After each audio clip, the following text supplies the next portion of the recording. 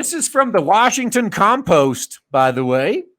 And they were so butthurt that Trump was going around saying, like, all of the highest crime cities in the country are Democrat ran. So how do they prove Trump a liar? What are they going to do to own Orange Man? Oh, Orange Man's spreading fake news. He's telling them that all of the major cities that have all the crime problems are ran by Democrats. What do? Trump keeps claiming that the most dangerous cities in America are all ran by Democrats. They aren't. Let's look at their evidence. With the economy hobbled by the beer virus fake pandemic and rioters in the streets targeting America's businesses and homes, President Trump has been forced to revise his re-election strategy. What was once going to be a triumphal declaration of his effectiveness at keeping the economy afloat has been reworked as a reiteration of his current year -4 run, a focus on making America great, and more specifically on law and order. That is one of his primary ones, yes.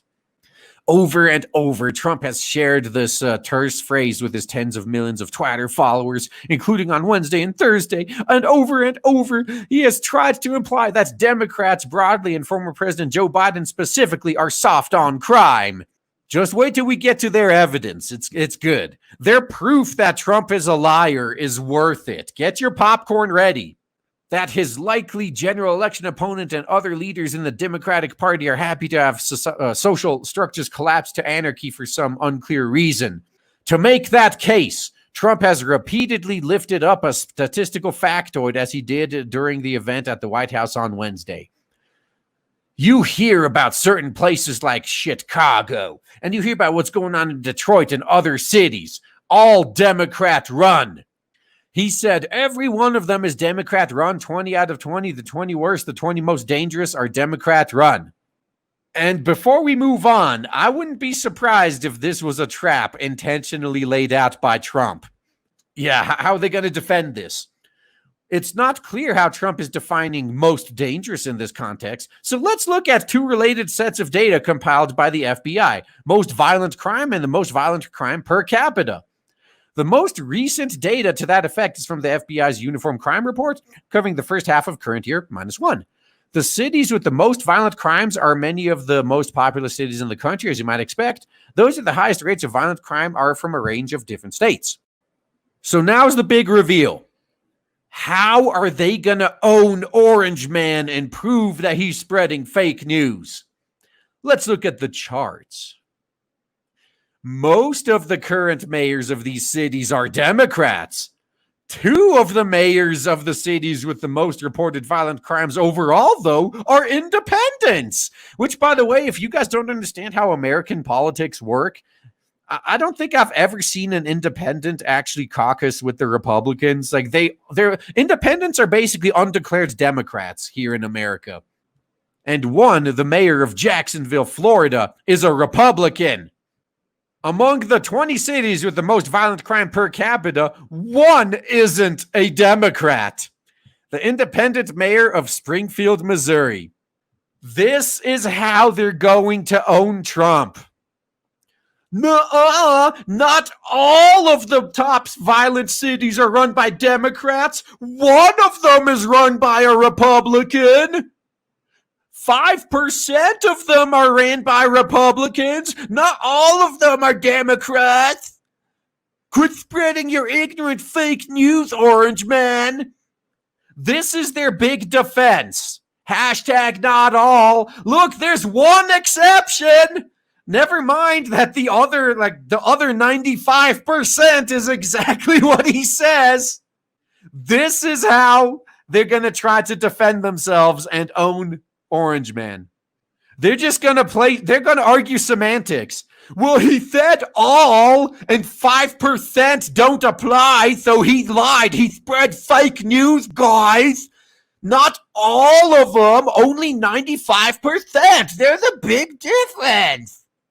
These are the smooth-brained imbeciles we're dealing with.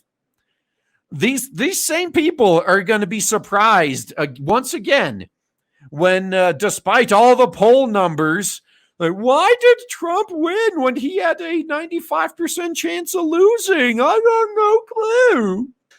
Trump would no doubt shrug at that detail, decrying as fake news the revelation that his assertion was only slightly wrong. And in fairness, it actually doesn't matter that 4 of the 32 cities listed above have non-Democratic mayors. One of them, I'm going to count the 3 independents as Democrats, because once again, if you guys, those of you outside of the US may not know this, but within the US, it's pretty much everyone knows that independent is just another way of saying like undeclared Democrat. And I know, watch the Washington Compost picks up what I said, and they prove the one time that wasn't the case just to own me. Nate Toxic's got the right idea. That's like if Trump said humans have 10 fingers and someone is born with 11, and they go, aha, see, he's wrong. Yeah, oh, perfect. Bernie Sanders, who was running for the nomination, the presidential nomination for the Democratic Party. Bernie Sanders is an independent. Let that sink in. Cities generally have more crime than suburban and rural areas. That's been true for decades, if not centuries, and is true across the planet. The connection has been the focus of repeated research. In other words, if it were the case that cities are also more prone to elect members of one party over another, it might seem as though the most crime-ridden places in America were a function of leadership from that party. Well, maybe it's the other way around. Maybe it's just that only criminals vote for Democrats. Huh. Well, reader, I have a surprise for you. Just kidding, of course. You are certainly aware that cities tend to be heavily Democratic. Yeah, the Democratic Party is the party of criminals. It makes sense. In the current year -2 House elections, Democrats won every district identified by CityLab as being purely urban. They lost only one district identified as an urban-suburban mix. In other words, Democrats won 81 of the 82 congressional districts identified as fully or partially urban. Why are cities so Democratic? Well, because there's a lot of people just holding their hands out for free gibs. A few reasons. Oh, they're going to try to make up excuses other than the one I just said, but that's fine. To be fair, I'll read the whole article. If you disagree with my take on it, I'm going to read the whole thing. You can make up your own mind. One is that there's been a broad redistribution of the American population over the past few decades, with Americans being more likely to live near those who share their politics. Young Americans with or seeking college degrees have moved to large urban centers for work or indoctrination, leaving older relatives in more suburban and rural areas. Oh, and now that thanks to the beer virus, since working from home is becoming the new hot shit, which is something, by the way, I was pushing for this shit over a decade ago at my job. And the only thing standing in my way were old, stuck-in-their-way boomers that refused to allow it. And now that they've been forced to make everyone work from home, they're finally catching on to what I told them a decade ago. Wow, you mean we can save all this money by not renting out an expensive fucking office building? Oh my God, I could buy a yacht with all these savings at the end of the year and just pay myself this out as a bonus. Could have had that yacht a decade ago, old man. If only you just listened. Current year -2 data from Pew Research Center found that people in urban counties were twice as likely to be Democrats or Democrat-leaning independents as Republicans or Republican-leaning independents. Yeah, there's like 3 Republican-leaning independents in the whole country. It's really weird. A 31-point margin. 2 decades previously, the spread between the parties was only 18 points. In rural areas, Republicans had a 16-point advantage, while in 1998, both parties were equally represented. Another is that cities are less densely white. The Pew Research also found that less than half of urban residents were non-Hispanic white. Since non-white Americans are much more heavily Democratic, that's made cities more densely Democratic too. Are you basically saying that non-whites are... Wow. Okay. Well, then, just like Joe Biden said, right? You know, if you're black and you can't decide whether you're going to vote for Trump or me, then you ain't black. Take it from a crusty old white man. You're not black if you're going to vote Republican. Since there's a correlation between size and the amount of crime and between different size and propensity to vote Democratic, it's problematic to draw a causal relationship between crime and Democratic leadership. Well, yeah, it's not because of Democratic leadership that there's crime. It's because if you have mostly criminals, they will vote for Democratic leadership. It makes sense. It may be the case that cities with more crime are more likely to have Democratic leaders. Such a comparison, though, is fraught, relying on the validity of reported crime data. The metric used to establish which cities are included in the analysis, the time period under the consideration, and so on. To a large extent, of course, Trump isn't really trying to make a point beyond cities and Democrats are scary.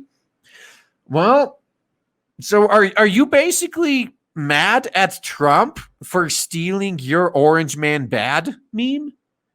He's just doing Orange Man Bad, but back at you. And now you see the problem. All right. Okay. Of course, you're not going to catch on, are you? He's not going to win cities, but he might scare urban voters he desperately needs in November by tying Democrats and crime together. This guy is so fucking still. He's in for a surprise, by the way.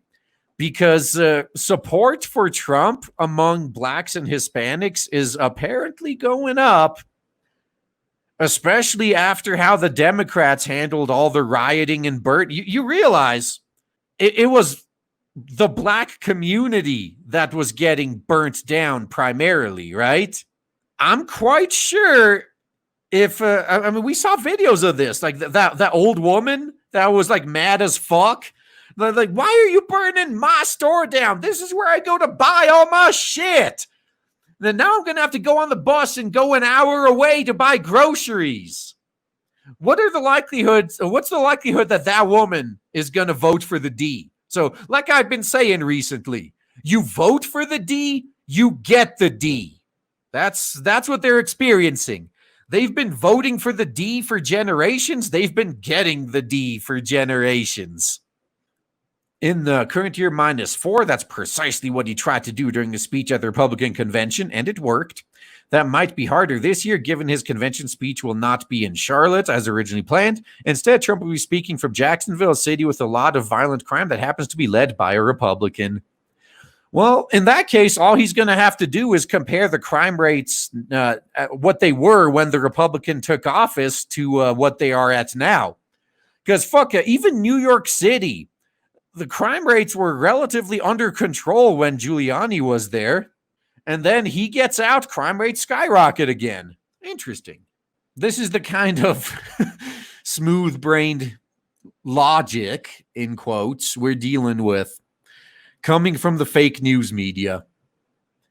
Their defense against Trump saying all these major cities with high crime are ran by Democrats is by pointing out, not all, there's like one of them that's ran by a Republican.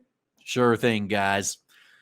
Yeah, well, just go sit in the corner and keep sucking your thumb while the adults try to fix problems, okay?